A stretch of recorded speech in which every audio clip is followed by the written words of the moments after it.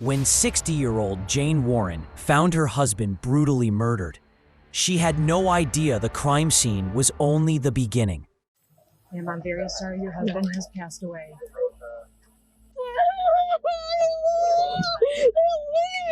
Oh, God, no, I can't take that. This wasn't just a savage attack.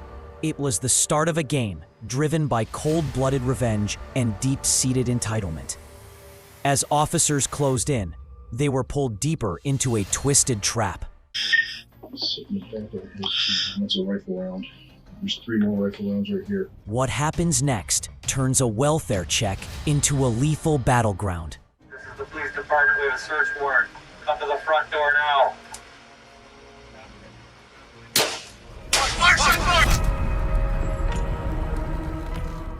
After a flight back from London, Jane Warren was immediately distressed. Her husband, Richard, should have been home, but his car sat idle in the driveway, and the front door was locked. I just got home from vacation with my family, and I didn't have a key to come in the house, and I see that my husband's cars are here. I was knocking on the door trying to get in. Okay. The immediate concern became genuine fear when neighbors pointed out the shattered window. The officers knew instantly this was far worse than a missed connection. It looked like some bullet holes or some kind of holes in the back window. Okay. Just like, I don't know, broken glass and stuff. Jane explained Richard had cut the trip short due to a debilitating migraine. Now, he wasn't answering calls, and his dogs were roaming outside, something they never did. The clues were stacking up, pointing to a forced entry. Ma'am, where did you go? Well, I went to London. My husband and I were supposed to go to London with my sister and brother-in-law. They were at home in States. So my husband got in, and we flew to Newark, and he got sick. He's sick. And What kind of sick did he get? then, the head. Like a migraine? Yeah. Deputy Aaron Draves saw the suspicious damage firsthand. The angle of the holes suggested a specific type of weapon, and the entry point was angled down. There was no time to wait for a warrant. See how the hole is higher in the screen than it is in the window? We got to get in there here or something. You see what I'm saying, John? How this hole in the screen is higher. Mm-hmm. See it up there? All right, let's figure out where we're going to get in here. Inside, the house was a mess. 3 dogs scattered, and the hallway was in complete disarray, suggesting a frantic search or a struggle. Officers moved with extreme caution. The killer could still be lurking inside. Anybody home? Police department? It's okay. It's okay. What came next confirmed their darkest fears. A quick sweep of the first floor led them to the site of an unthinkable tragedy. Police department, anybody here? Bedroom on the left, Chris. Huh? Bedroom on the left. All right, he's down. Send a squad. Send the squad up. Richard Warren lay dead.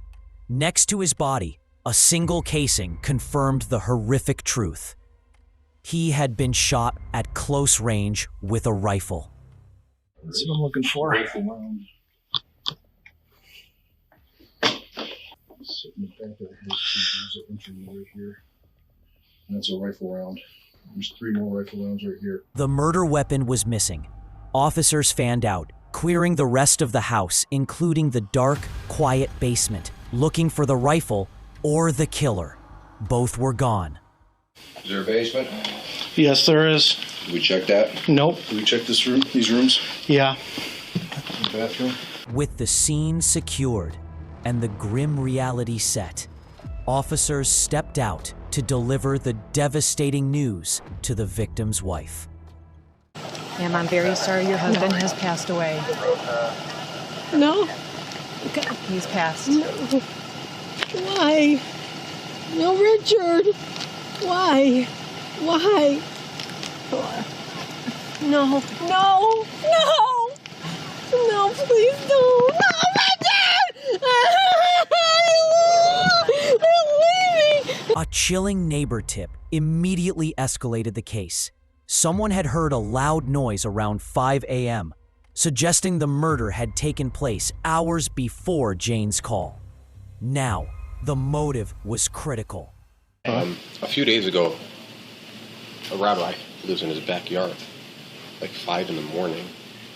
I saw him a few hours later. He says, "Did you hear? At 5 o'clock, my wife and I woke up. Something sounded like a gunshot." Officers returned to Jane, looking for any enemy, any reason Richard would be targeted. Jane's account of the trip remained shaky. She couldn't even confirm who had keys to the house besides herself and Richard. Who has keys to your home? I do, and he does. That's it. So nobody else has keys besides you and your husband?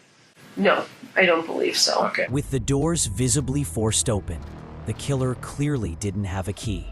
But when asked who might have hurt her husband, Jane named 2 people who had terrorized the couple for years. I'm not trying to, but Michael and Mark is the second one. Mm-hmm. They terrorized me like 2 or 3 years ago. You can look it up. Okay. The grim detail Jane revealed next was truly horrific. Richard's own sons, from a previous marriage, had been a constant source of trouble, fueled by deep resentment.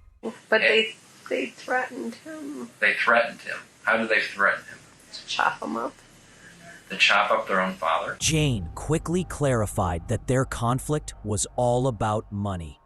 The sons were entitled, demanding their CPA fathers support them completely.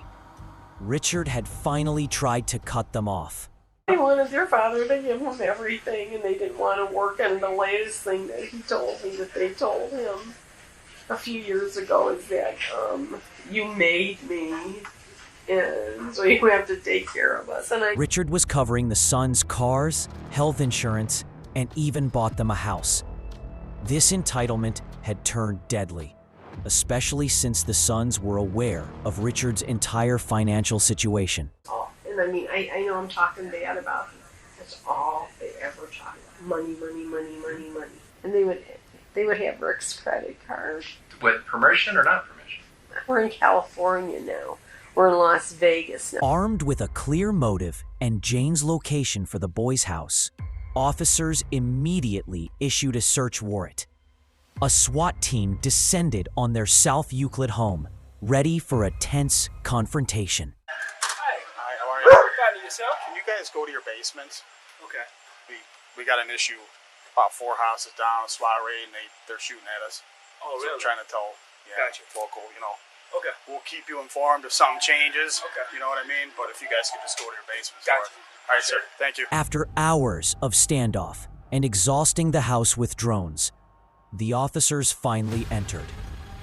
They discovered the boys had resolved their situation with a final horrific act. We were trying to get upstairs because we hadn't seen anything on the second floor. That was a likely hiding place for them, sitting in wait, ready to ambush. You hear that the 2 young men were deceased. They had either killed themselves or killed each other. The case was tragically closed. The .223 caliber bullet casing recovered from the crime scene perfectly matched a weapon found in the son's home. Richard Warren was murdered by the 2 people he had spent years trying to financially support. His entitled sons couldn't handle the thought of their lifestyle ending, so they ended